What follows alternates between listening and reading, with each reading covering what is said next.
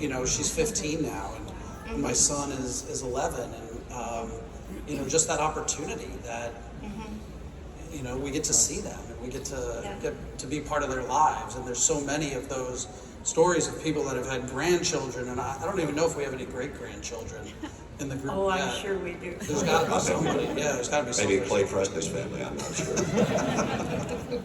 So, you know, that's just, again, just those ripples continue to fan out. And that's what I mean when I say that in the video about the extra day, the extra life. You know, I have a grandchild I never would have seen, and now she's going to be 14 years old, and I would have missed her. And that to me is the saddest thing ever, that you might have missed. And that's what I meant by what my life didn't pass before me. It was the life that I wasn't going to get to have. And that was true for so many people. Your child was a tiny baby, and if you hadn't been able to see that child grow up, that's the impact. Yep, absolutely. So Sully, your wife Lori, who, as you recognize, is here with us tonight, has been instrumental in keeping the story of Flight 1549 alive these past 15 years. You know, as and for those of those seeing this display, as the keeper of the letters. She's been the one to receive, catalog, manage all of the correspondence that's come in to you over these last 15 years. So what does it mean to you both to now have the museum kind of take on that responsibility and manage the story going forward and be here as a resource and a way to share what happened that day? It's wonderful. Let me tell you just the magnitude of it, if you may not have heard.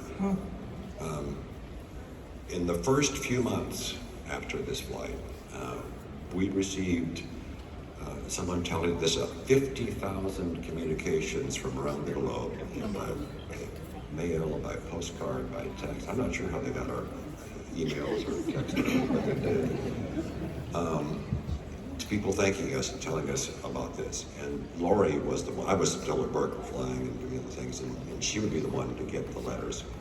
And then we would sit around, when I'd come home, the four of us, our two daughters in the morning, we would take turns reading the letters to each other. One letter we got early on was from a woman in Sacramento, and she said, in the last 6 months, I lost my job, I lost my house, I lost my father to cancer, and quite frankly, I had lost my faith. You, sir, gave it back. And we just got thousands of letters. And so yes, Lori was the one who read them all and curated them and kept them.